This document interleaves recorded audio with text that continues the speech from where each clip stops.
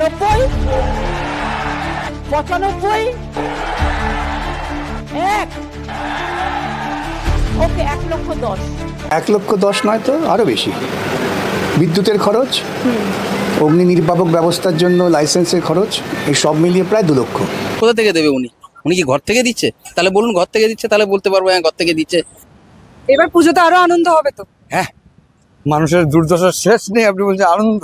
বাবারে না, মন্দির মসজিদ তৈরি করবেন মানুষ, ধর্মপ্রাণ মানুষ। সরকার তৈরি করবে হাসপাতাল, রাস্তাঘাট, স্কুল, কলেজ, বিশ্ববিদ্যালয়, এইগুলো। আসলে এটা একটা অসভ্য সংবিধান বিরোধী সরকার চলছে। বাংলা একদিকে দুর্গাপূজার প্রস্তুতিতে ব্যস্ত, আর অন্যদিকে চলছে এক বিতর্ক।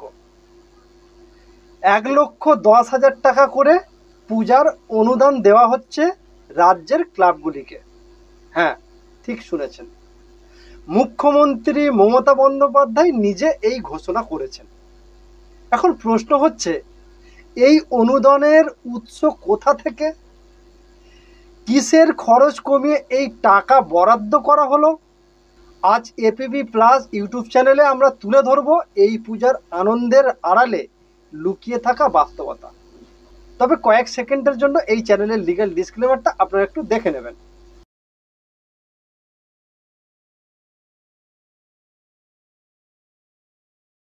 নমস্কার, আমি অর্জুন মণ্ডল, আপনারা দেখছেন এপিবি প্লাস ইউটিউব চ্যানেল।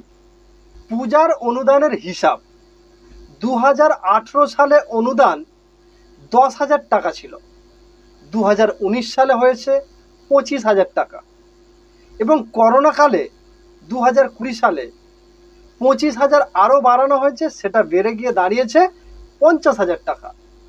তারপরে 22, 23, 24 60, 70 ও 85,000 টাকা। বর্তমানে 2025 সাল চলছে, আর এই 2025 সালে 85 থেকে 25,000 আরও বাড়িয়ে দেওয়া হয়েছে, এবং সেই সংখ্যাটা দাঁড়িয়েছে 1,10,000 টাকা। এখন ভোট যত কাছে আসে অনুদান তত বাড়ে, এটাই কি কাকতালীয়? রাজ্যের মানুষের ভবিষ্যৎটাকেই তো কার্যত মুখ্যমন্ত্রী এবং তার দলের নেতারা নিলামে চড়িয়ে দিয়েছে। যখন এই যে 85 না 90 না 1 লাখ না 1,10,000 হিসেব হচ্ছে, সেই সময় শুধুমাত্র স্কুলে ব্ল্যাকবোর্ড না থাকার জন্যে, চক ডাস্টার না থাকার জন্যে কত স্কুলে পড়াশোনা বন্ধ হয়ে যাচ্ছে। কত কত এরকম স্কুল, বাংলা মিডিয়াম, হাজার হাজার স্কুল বন্ধ হয়ে যাচ্ছে, শিক্ষক নেই, ছাত্র নেই, তার পরিকাঠামো নেই বলে। সেদিকে মুখ্যমন্ত্রী নজর নেই। 100 দিনের কাজের টাকা এত চুরি করেছে তৃণমূল যে কেন্দ্রের সরকার সেখান থেকে টাকা বন্ধ করে দেওয়ার ব্যবস্থা করেছে, বিকাশ ভট্টাচার্য মামলা করেছেন বলে সেই প্রকল্প আবার চালু হলো। সেদিকে সরকারের নজর নেই। কিন্তু সরকারের নজর হচ্ছে যে এই ধরনের টাকা নয়ছয় করা, জনগণের ট্যাক্সের টাকা নয়ছয় করে একদিকে যেমন রাজ্যের মানুষের ভবিষ্যৎটা নিলামে তুলে দেওয়া হচ্ছে, অন্যদিকে সংবিধান যেভাবে দেশকে, তার রাজ্যকে, তার সরকার পরিচালনার কথা বলেছে, যে রাষ্ট্রের কোনো রকম ধর্মীয় ভাবমূর্তি থাকবে না, সেইটা যেরকম কেন্দ্রে বিজেপি হচ্ছে যে সেটাকে অমান্য করে কাজ করছে সংবিধান না মেনে, রাজ্যেও তৃণমূল সেটাকে সংবিধান না মেনেই কাজ করার চেষ্টা করছে। এটা পাবে তো ওই ক্লাবের যারা কমিটি ইত্যাদি তারা আছেন। জনগণের জন্য যদি খরচা করতে হতো তাহলে ওই টাকা দিয়ে 100 দিনের কাজের টাকা দেওয়া যেত, ওই টাকা দিয়ে স্কুল চালু করা যেত, ওই টাকা দিয়ে রাস্তা করা যেত। বর্ষা বৃষ্টিতে রাস্তার অবস্থা কী হয়েছে, ওই টাকা দিয়ে কর্মচারীদের ডিএ দেওয়া যেত, ওই টাকা দিয়ে এলাকায় পঞ্চায়েতে যে হাজার হাজার কাজ বাকি রয়ে গেছে এখন, সেই পঞ্চায়েতের কাজ করা যেত, নতুন শিল্প তৈরি করা যেত। যেখানে ওই যে বলছেন না যে পরিযায়ী শ্রমিকদেরকে বলেছি ফিরে আসুন, পরিযায়ী শ্রমিকরা বলছেন আরে বাবা মার খেয়েও এখানে পড়ে আছি কারণ টাকা রোজগার হচ্ছে বলে। পশ্চিমবাংলায় ফিরে গেলে টাকা পাবো কোথায়, কাজ নেই তো। আবার এইটার উল্টো অংশটা হচ্ছে যে 100 দিনের কাজ চালু হওয়াতে আগে আমরা যেমন জানতাম যে বড় ঝড় বৃষ্টি হলে তৃণমূলের নেতারা খুশি হয়, আবার ত্রিপল চুরি হবে, আবার চাল চুরি হবে, এইসব ত্রাণ আসবে সেখান থেকে কাটমানি। তেমনি আবার 100 দিনের কাজ যখন চালু হবে তখন ওই তৃণমূলের নেতারা যারা আগেরবার টাকা লুট করেছিল তারা আবার হিসেব করতে শুরু করবে, আবার ভুয়ো জব কার্ড তৈরি করবে, এবং ওই বিজেপির যে কেন্দ্রীয় তদন্তকারী টিম, একটা নামকাও আসতে আসে, তারা আসবে, ঘুরবে টুরবে, ছবি তুলবে, চলে যাবে, কোনো অপরাধীদের শাস্তি দেওয়ার ন্যূনতম ব্যবস্থা করবেন। তৃণমূল বিজেপি উভয় মিলে রাজ্যটাকে নিলামে তুলে দিচ্ছে। রাজ্য আসলে মানুষের কোমর ভেঙে দিতে চাইছে। যা আমার প্রাপ্য অধিকার, ডিএ হোক, 100 দিনের কাজ হোক, শিল্প তৈরি করা হোক, স্কুল খোলা হোক, সঠিক সময়ে জয়েন্টের রেজাল্ট বের করা হোক, ফার্স্ট ইয়ারে ভর্তির সময় জন্য নির্দিষ্ট সময় চালু করা হোক, এই গোটা জিনিসগুলো হচ্ছে সাধারণ মানুষের অধিকার, দল মত নির্বিশেষে অধিকার, ধর্ম জাত নির্বিশেষে অধিকার। সেই অধিকার রক্ষার জন্য সরকার কোনো কাজ করছে না। কিন্তু সরকার আসলে বিজেপির দেখা দেখি তৃণমূল আসলে ওই ধর্মীয় প্রতিযোগিতায় নেমেছে। বিজেপি ওখানে রাম মন্দির করছে তো উনি এখানে আরেক মন্দির করছেন, বিজেপি ওখানে আরেকটা কিছু করবে তো উনি এখানে আরেকটা কিছু করবেন। এই করে আসলে সাধারণ মানুষের কোনো উপকার হবে না। এইটা করে কিছু সময়ের জন্য লোকের চোখে ধুলো দেওয়ার চেষ্টা করা যেতে পারে, কিছু ধর্মবিশ্বাসী মানুষ তাদের মনে প্রভাব বিস্তার করার চেষ্টা এইভাবে করার চেষ্টা হয়। কিন্তু ধর্মবিশ্বাসী মানুষ যারা আছেন হাজার হাজার বছর ধরে ভারতবর্ষের বুকে দাঁড়িয়ে সবাই সবার ধর্মাচরণ করছে, অসুবিধা নেই তো। তাহলে হঠাৎ করে সরকারকে, রাষ্ট্রকে একটা ধর্মের প্রতি বাড়তি গুরুত্ব দিয়ে অন্য ধর্মকে অবহেলা করার যে প্রবণতা বিজেপি চালু করেছে, আজকে এখানে তৃণমূল সেই জিনিস চালু করছে। কারণ ওয়াকফ নিয়ে যখন আন্দোলন হচ্ছে তখন রাজ্যের মুখ্যমন্ত্রী বলছেন এখানে আন্দোলন করা যাবে না, দিল্লিতে চলে যান। তাহলে ওয়াকফ নিয়ে ওনার অবস্থান স্পষ্ট হচ্ছে না। ওয়াকফ নিয়ে বাংলার মানুষ যখন রাস্তায় নেমে পড়ছেন তখন সেটা উনি ভাবছেন ওনার বিপদ হবে, ফলে উনি আন্দোলন করতে দিচ্ছেন না। কিন্তু বাংলা ভাষা নিয়ে লোক দেখানো একটা মুভমেন্ট করেছেন, সেটা কেন দিল্লিতে গিয়ে করেননি? যারা ওয়াকফের এই আইন চালু করলো তারাই তো বাংলাভাষী শ্রমিকদের হেনস্থা করছে। তাহলে ওনার পছন্দ মতো কাজ করতে হবে, ওনার পছন্দ মতো মিছিল করতে হবে। এই স্বৈরতান্ত্রিক প্রবণতা থেকে তৃণমূলকে বেরোতে হবে। আমরা বলতে চাই যে বেকার ভাতাটা দেওয়া উচিত প্রথমে। সেই বেকার ভাতাটা কেন বন্ধ হয়ে গেল? যারা 100 দিনের কাজের জব কার্ড হোল্ডার, তাদের আইনে আছে যে মাসের মধ্যে বা বছরের মধ্যে নির্দিষ্ট ওই সময় কাজ না পেলে তাকে একটা ভাতা দিতে হবে। সেই ভাতাটা কেন বন্ধ হয়ে গেল? যে স্কুলগুলো তার সরকারের ভাতা না পাওয়ার জন্য বন্ধ হয়ে যাচ্ছে, তাদের জন্য সরকার কি ব্যবস্থা করেছে? সমস্ত বিশ্ববিদ্যালয়ে আপনি খোঁজ নিন, গবেষণামূলক যা কাজ, সেই কাজের জন্য সরকারি বরাদ্দ যা আসার কথা, রাজ্য সরকার ও কেন্দ্রীয় সরকারও, সেই সব বরাদ্দ বন্ধ। অথচ ওখানের সরকার আর এখানের সরকার মন্দির অমুক তমুক এটা ওটা তৈরি করেছে। মন্দির মসজিদ তৈরি করবেন মানুষ, ধর্মপ্রাণ মানুষ। সরকার তৈরি করবে হাসপাতাল, রাস্তাঘাট, স্কুল, কলেজ, বিশ্ববিদ্যালয়, এইগুলো।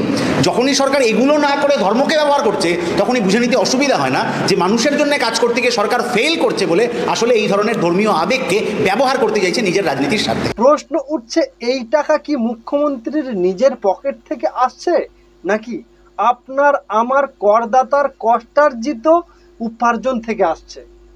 90, 95, 1, ওকে 1,10,000। 1,10,000 নয় তো আরও বেশি।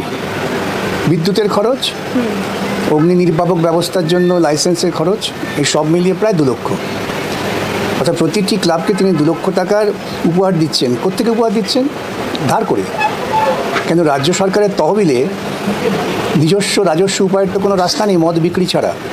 উনি ইতিমধ্যেই বাংলার যুব সমাজকে মদে ভাসিয়ে দিয়েছেন। কেন মদের রাজস্ব সবচেয়ে বাড়ছে, তার মানে লোকে মদ খাচ্ছে, ভালো, মদ খেতে কোনো আপত্তি নেই, মদ খাওয়া কোনো অপরাধ নয়। কিন্তু অতিরিক্ত মদের কী পরিণতি হয় বুঝতে পারছেন, তো মাতাল হয়ে নর্দমায় পড়ে থাকে। আর আমি তো কালীঘাটে বড় হয়েছি, আমরা এরকম প্রচুর দেখতাম। আর গোটা সমাজটাকে তিনি মাদকতায় ডুবিয়ে দিতে চাইছেন, ধর্মের মাদকতা, এবং সেটা করছেন টাকা ধার করে। এই ধারটা কিন্তু আমাদের সবাইকে শোধ করতে হবে। এই ধারটা ক্লাবের, পুজো ক্লাবের যারা কর্তৃপক্ষ তারা শোধ করবেন না, গোটা পশ্চিমবঙ্গবাসীকে এই ধারের টাকা শোধ করতে হবে। 2018 সালে হাইকোর্টে একটি জনস্বার্থ মামলা করা হয়। সরকার জানায় এই অনুদান দেওয়া হচ্ছে সেভ ড্রাইভ সেভ লাইফ প্রকল্পের নামে। আদালত বলেন যে জনস্বার্থে খরচ করতে হবে। এখন প্রশ্ন, ক্লাবের উৎসবে দেওয়া অনুদান কি সত্যিই জনস্বার্থ? কোথা থেকে দেবে উনি? উনি কি ঘর থেকে দিচ্ছে? তাহলে বলুন ঘর থেকে দিচ্ছে, তাহলে বলতে পারবো হ্যাঁ ঘর থেকে দিচ্ছে। তাহলে আমি কিন্তু জিনিসপত্রের দাম আগুন, যেখানে যাচ্ছি সব জিনিসের দাম, খাবার খাই কিনতে যাচ্ছি সেখানে জিনিসের দাম। আমি একদম খুশি নয়। আমরা ছোটোখাটো পুজো করি, চাঁদা সবার কাছে সাহায্য হচ্ছে, চাঁদা করি, কেউ তো আমাদের দান দেয় না। আমরাও ছোটো পুজো করি, কালী পুজো করি, লক্ষ্মী পুজো করি, ছোটোখাটো পুজো পাড়ায় পুজো করি, আমরা তো চাঁদা চেয়েই পুজো করি। হ্যাঁ, মানুষের দুর্দশার শেষ নেই। আপনি বলছেন আনন্দ, বাবারে, হ্যাঁ, তাতে কি হলো? এক শ্রেণী খাওয়ার রাস্তা বানিয়ে দিয়েছে, আর কি করো? এক শ্রেণী খাওয়ার রাস্তা বানিয়ে দিয়েছে বলতে? ও যেসব পূজা কমিটিগুলো এখানে আছে ওদের টাকার তো অভাব নেই, তার সত্ত্বেও 1,10,000, তার মানে এটা কি হলো? আপনারা বুঝে নিন। বন্ধুরা, একদিকে পূজার ক্লাব পাচ্ছে লক্ষ টাকার অনুদান, আর অন্যদিকে ছোট ছোট শিশুরা মিড ডে মিলে ঠিকমতো পুষ্টিকর খাবার পাচ্ছেন না। শুনে নিন কিছু বাস্তব সংখ্যা। প্রাথমিক স্তরে বরাদ্দ 6 টাকা 78 পয়সা, উচ্চ প্রাথমিক স্তরে বরাদ্দ হয়েছে 10 টাকা 17 পয়সা। ডিম আলুর ঝোল ভাতের দিন খরচ 14 টাকা 50 পয়সা। তাহলে প্রাথমিকের ঘাটতি দেখাচ্ছে 7 টাকা 72 পয়সা, উচ্চ প্রাথমিকে ঘাটতি দেখাচ্ছে 4 টাকা 33 পয়সা। আমরা জানতে চাই, শিশুর পুষ্টির থেকে বড় হলো ক্লাবের উৎসব? ভোটের টার্গেট বড় নাকি ভবিষ্যতের প্রজন্ম? শুধু শিক্ষা নয়, স্বাস্থ্যও সেই একই চিত্র। রাজ্যের বহু হাসপাতাল ও হেলথ সেন্টারে ওষুধ নেই, ডাক্তার নেই, নার্সদের ঘাটতি, জরুরি বিভাগের সংকট, এগুলো কি ভোট টানার ইস্যু নয়? তাহলে প্রশ্ন, একটা ডাক্তারের বেতন নেই কিন্তু ক্লাবের বাজেট বাড়ছে, একটা ইঞ্জেকশন নেই কিন্তু ব্যানার হোর্ডিংয়ে কোটি টাকা। এখন যদি বাজেট বন্টনের প্রশ্ন ওঠে, বাজেট কিন্তু সরকারের আয় নয়, এটা জনগণের দেওয়া কর। সেই টাকাই হওয়া উচিত স্কুলের সংস্কার, স্বাস্থ্যসেবার উন্নয়ন, কর্মসংস্থান, কৃষি সহায়তা। কিন্তু এখন সেই বাজেটের একটা বড় অংশ চলে যাচ্ছে ক্লাব নামক ভোট ব্যাংকে। 2026 সালের বিধানসভা নির্বাচন আর মাত্র কয়েকটা মাসের অপেক্ষা। এবারও কি ক্লাবগুলোকে কাজে লাগিয়ে আবার ভোটে জেতার পরিকল্পনা?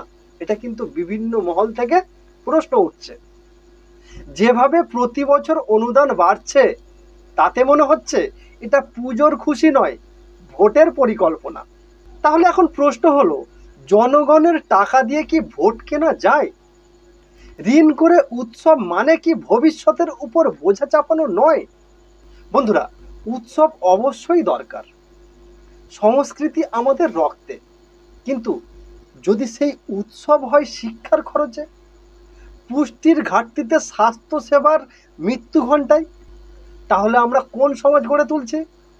এই প্রশ্নটা আপনার, আমার, আমাদের সবার।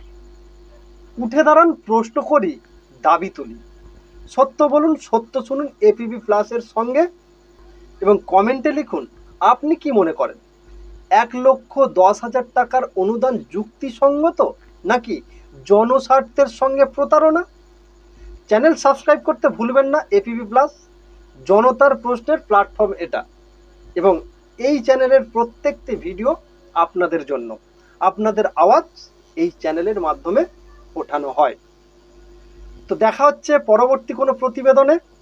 ততক্ষণ আপনারা ভালো থাকবেন, সুস্থ থাকবেন। নমস্কার এবং জয় হিন্দ, জয় ভারত, জয় মানবতার জয়।